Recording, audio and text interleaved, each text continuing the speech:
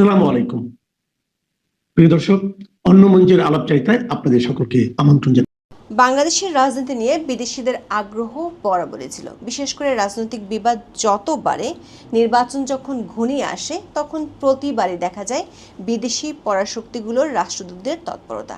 গত ৩০ বছর ধরে সে তৎপরতায় সবচেয়ে বেশি এগিয়ে মার্কিন যুক্তরাষ্ট্র।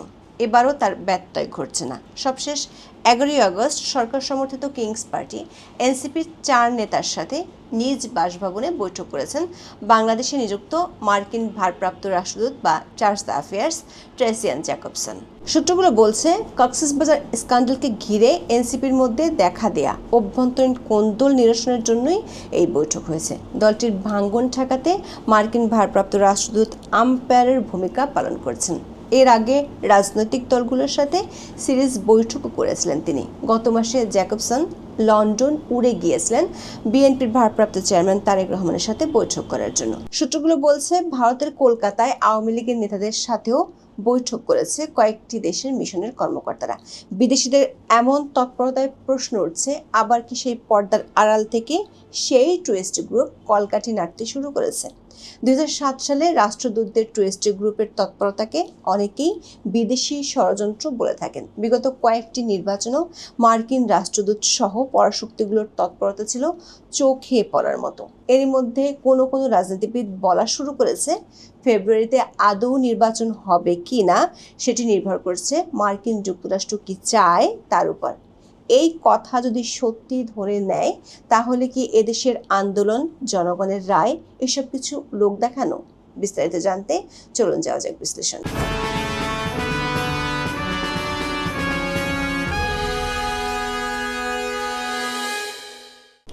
বাংলাদেশে নিযুক্ত সাবেক মার্কিন রাষ্ট্রদূত পিটার হাসের সঙ্গে কক্সবাজারে জাতীয় নাগরিক পার্টি বা এনসিপি নেতাকর্মীদের গোপন সাক্ষাৎ নিয়ে গুঞ্জন উঠেছিল।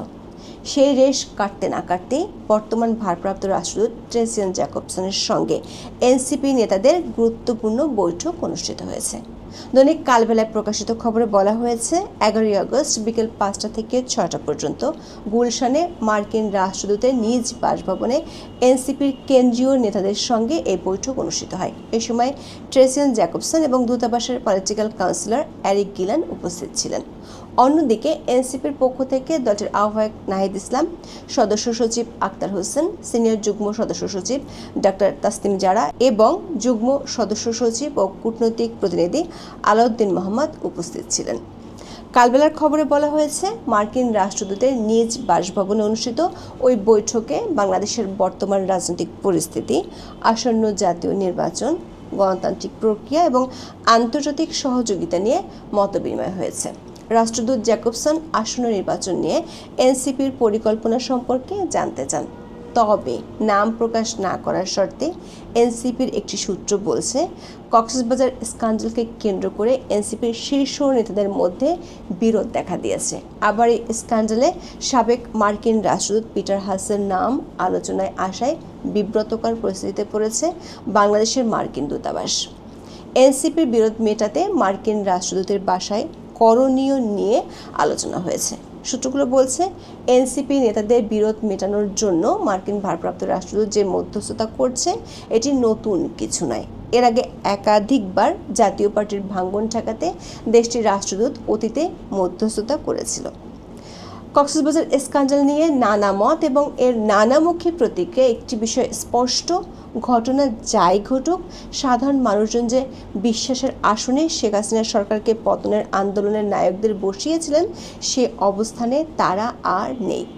বর্তমান অন্তর্বর্তী সরকারের আনুকূল্য পেয়েও নানা অনিয়মে জড়িয়ে যাওয়ার খবরের মাঝে বিভিন্ন জেলা, উপজেলা, থানা থেকে শুরু করে জাতীয় নাগরিক পার্টির মুখ হয়ে ওঠা বিভিন্ন পর্যায়ে একের পর এক নেতার পদত্যাগের ঘোষণা দলটিকে ঠেলে দিচ্ছে আরও প্রতিকূল পরিস্থিতিতে। গত ৬ মাসে দলটির বিভিন্ন পর্যায়ের কয়েক ডজন নেতা পদত্যাগ করেছেন। এর মধ্যে চলতি মাসে চট্টগ্রাম, সিলেট, মাদারীপুর, জুলাই মাসে ঢাকা, ফেনী, কুড়িগ্রাম, শরীয়তপুর, জুন মাসে রাজশাহী, মে মাসে চাঁদপুর, শরীয়তপুর, এমনকি আত্মপ্রকাশের কয়েকদিনের মধ্যে কেন্দ্রীয় কমিটি থেকেও পদত্যাগের ঘটনা ঘটেছে। এমন পরিস্থিতিতে কক্সবাজারের ঘটনায় শোকজ দায়কে কেন্দ্র করে দলটির নেতারা দুই ভাগে ভাগ হয়ে পড়েছেন। দুই গ্রুপের মধ্যে মধ্যস্থতার জন্যই এই বৈঠকের আয়োজন করা হয়। গত 6 আগস্ট চ্যানেল 24-এর এক খবরে বলা হয়, লন্ডনে বিএনপির ভারপ্রাপ্ত চেয়ারম্যান তারেক রহমানের সঙ্গে বৈঠক করেছেন ঢাকায় নিযুক্ত ভারপ্রাপ্ত মার্কিন রাষ্ট্রদূত ট্রেসিয়ান জ্যাকবসন। চলতি বছরের গত জুলাই মাসের দ্বিতীয় সপ্তাহে ওই বৈঠক অনুষ্ঠিত হয়। বিষয়টি চ্যানেল 24-কে নিশ্চিত করেছেন তারেক রহমানের পররাষ্ট্র বিষয়ক উপদেষ্টা হুমায়ুন কবির ও মার্কিন দূতাবাস। শুধু এনসিপির 4 নেতা কিংবা বিএনপির ভারপ্রাপ্ত চেয়ারম্যান তারেক রহমানের নন, ট্রেসিয়ান জ্যাকবসনের ব্যস্ত সময় কাটছে বাংলাদেশের রাজনৈতিক দলগুলোর সাথে সিরিজ বৈঠকে। চলতি বছরের 20 জানুয়ারি অধ্যাপক ইউনূসের সাথে যমুনায় মিটিং করেছিলেন ট্রেসিয়ান জ্যাকবসন। তারপর 29 জানুয়ারি থেকে জ্যাকবসন রাজনৈতিক দলগুলোর সাথে সিরিজ বৈঠক শুরু করেছিলেন। বিএনপি, জামায়াতে ইসলামী, জাতীয় পার্টি ও গণ অধিকার পরিষদের সাথে বৈঠক হয়েছিল। 1 ফেব্রুয়ারি বিএনপি নেতাদের সঙ্গে বৈঠক করেন ঢাকার মার্কিন দূতাবাসের ফার্স্ট সেক্রেটারি মেথুবে। 22 জুন দলটির নেতাদের সাথে বৈঠক করেন ভারপ্রাপ্ত রাষ্ট্রদূত ট্রেসিয়ান জ্যাকবসন।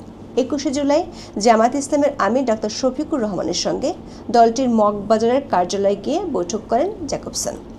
ওই বৈঠকে প্রথমবারের মতো ছিলেন জামাতের নারী নেতারাও। এর আগে যুক্তরাজ্যের হাইকমিশনার সারা কুকের সঙ্গে জামাতের নারী নেতারা বৈঠক করলেও তাতে পুরুষ নেতারা ছিলেন না।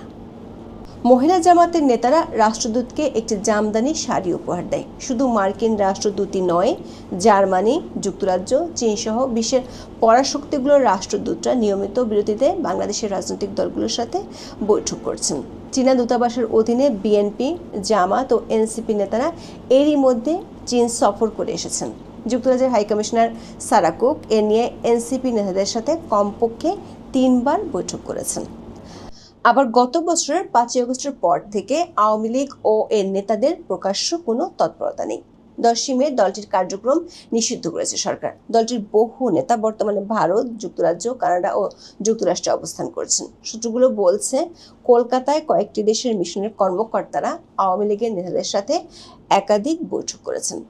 বাংলাদেশের অভ্যন্তরীণ রাজনীতিতে এই যে শক্তিশালী দেশগুলোর রাষ্ট্রদূতদের এমন তৎপরতা, এটি নতুন কিছু নয়। দুটো ক্ষেত্রে তাদের এমন তৎপরতা বেড়ে যায়। প্রথমত যখন রাজনৈতিক সংঘাত বাড়ে, দ্বিতীয়ত জাতীয় সংসদ নির্বাচন ঘনিয়ে আসলে। 2007 সাল থেকে যতগুলো জাতীয় সংসদ নির্বাচন হয়েছে সবগুলোতে বিদেশি রাষ্ট্রদূতদের তৎপরতা ছিল চোখে পড়ার মতো। এক্ষেত্রে সবার চেয়ে বেশি তৎপরতা মার্কিন রাষ্ট্রদূতের। পিটার হাসের তৎপরতার কারণে বিগত আওয়ামী লীগ সরকারের সাথে তার সম্পর্ক হয়ে গিয়েছিল সাপে নেউলে। 2018 সালের নির্বাচন নিয়ে ঢাকায় জাপানের রাষ্ট্রদূতের এক বক্তব্য নিয়ে তোলপাড় পড়ে গিয়েছিল রাজনৈতিক ও কূটনৈতিক অঙ্গনে।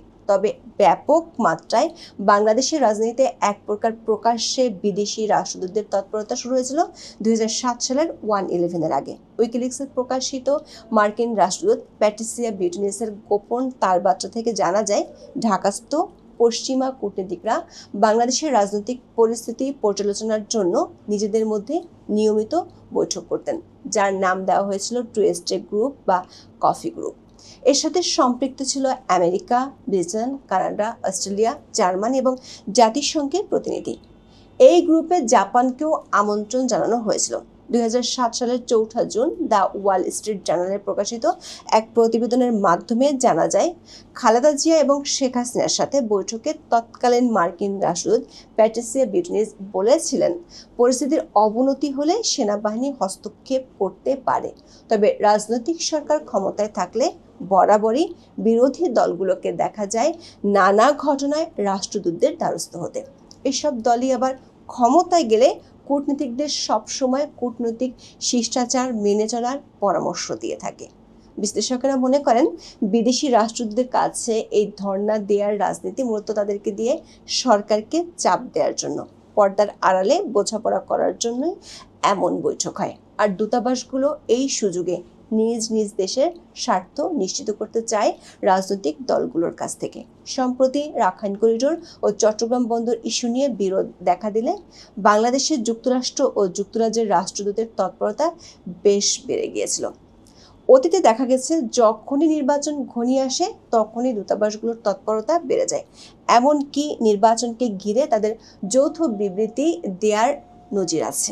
জুলাই আন্দোলন চলাকালেও তারা একসাথে তখনকার পররাষ্ট্র মন্ত্রণালয়কে চিঠি দিয়েছিল। ফলে বাংলাদেশের রাজনৈতিক নেতারা মুখে যতই বলুক জনগণই সকল ক্ষমতার উৎস, আদতে পর্দার আড়ালে এমন কিছু খেলা চলে যেগুলো কখনোই সাধারণ মানুষ জানতে পারে না। সূত্রগুলো বলছে সামনে নির্বাচন কিভাবে হবে, কবে হবে এবং সে নির্বাচনে সব দলের অংশগ্রহণের বিষয়টি রাজনৈতিক দলগুলো আলোচনার মাধ্যমে নিষ্পত্তি করতে না পারলে আরও বাড়বে বিদেশি কূটনীতিকদের তৎপরতা। ফলে বাংলাদেশের রাজনীতিতে বিদেশি, বিশেষ করে পশ্চিমা কূটনীতিকদের জড়িয়ে পড়ার সংস্কৃতি থেকে আপাতত বেরিয়ে আসার সম্ভাবনা নেই বললেই চলে।